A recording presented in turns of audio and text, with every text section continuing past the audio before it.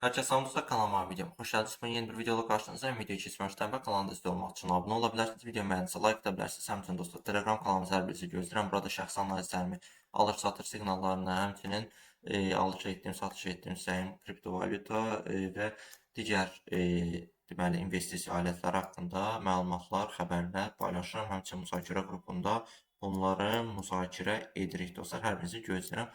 Gələ bilərsiniz, suallarınızı verə bilərsiniz, investisiya barəsində nələrsə öyrənə bilərsiniz. Gəlin videomuza keçək. Bugünkü videoda dostlar sizlərlə son həftələrdə baş verən dəyişikliklər və biz bunlardan nə nəticə çıxartdıq. Bu haqda danışmaq istəyirəm. Səhmlər üzərindən misallar gətirəcəm.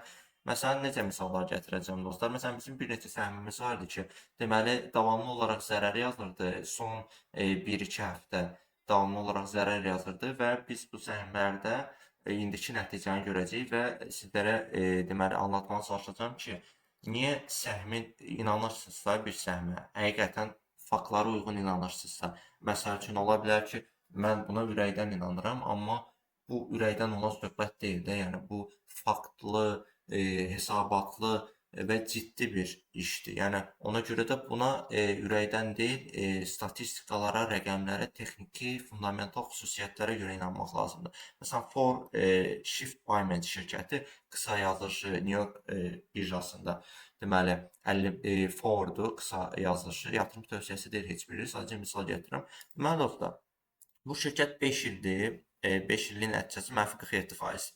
2025-ci il deməli yanvar ayından gördüyünüz kimi şirkət zirvəni 3 fevralda edib, hətta 4-10 fevralda edib, sonradan düşüş başlayıb və düşüş bu yaxınlarda iyuna qədər davam edib.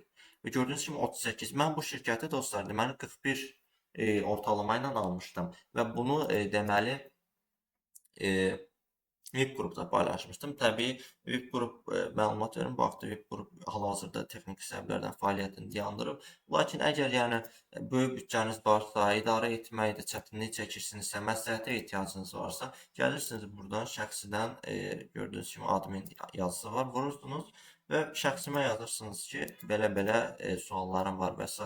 Mən də bunu investisiya xidməti kimi cavablandıra bilərəm, yəni şəxsi olaraq. Amma qrup şəklində hal-hazırda fəaliyyəti dayandırmışım müvəqqəti olaraq. Belə, dediyim kimi 38 dollarda 41 dollar ortalama ilə almışdım və hal-hazırda 51 dollardır və bu neçə gün olub? Təxmini 15-20 gün. 20 gün deyə, hətta 15 gün deyə, belə deyə. Və belə görə neçə faizdir? Deməli 41 ortalama ilə dediyim kimi almışdıq.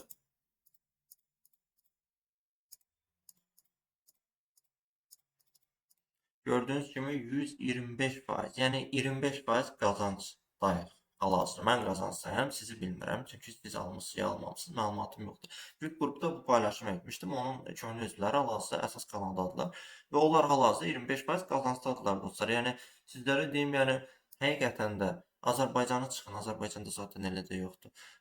Regionda, ümumiyyətlə qitələr arası, yəni bu qədər gəlirli investisiya deməli alış edib göstərən kanallar çox azdır və maliyyə adamı da bunlardan biridir dostlar. Ona görə də dəstək olmanız hardasa lazımdır. Yəni ümumiyyətlə ictimaiyyətə, cəmiyyətimizə, Azərbaycanımıza lazımdır ki, bu sahə inkişaf etsin.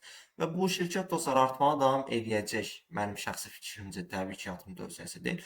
Və 25% 100 dollara qayıdandan sonra 100%-dən daha yüksək olacaq. Belə, yəni buradan nə dərs çıxartdıq? Onu dərs çıxartdıq ki, alış nöqtələrinə diqqət edirik.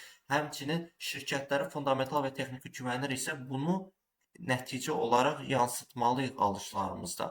Məsələn, ARM var idi, ARM Holding. Məsələn, bir neçə izləyicim mənə yazmışdı ki, məsələn, bunu da məsləhət görə bilərdiniz axı. Məsəl üçün, bu ARM Holding qəşəng qazandırır, nə bilim 6 ay 179% edib, belə edib, elə edib. İnanın dostlar, yüksəlişdə olan şirkətləri almaq risklidir. Baxın, riskli göz qabağında bir ayda 21% dəyər itirir. Məsəl üçün, tutaq ki, siz 400 dollardan almışdınız.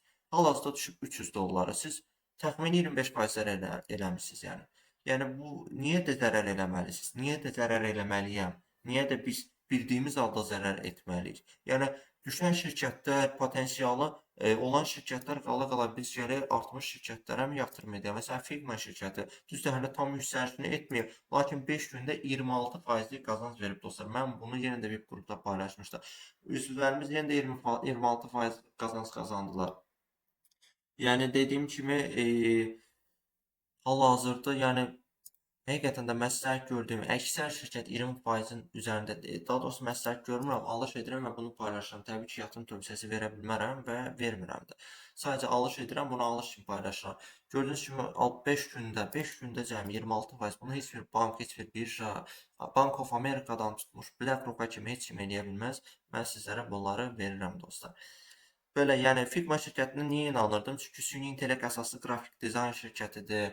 Elə bilin ki, Adobe-ni tanıyırsınızsa, Adobe-dən, məsələn, Photoshop-dan, Illustrator-dan istifadə etmisinizsə, bu da Figma-da Adobe-nin süni intellekt versiyasıdır. Belə təsəvvür edin. Yəni çox yaxşıdır, əslində firmadır bu arada.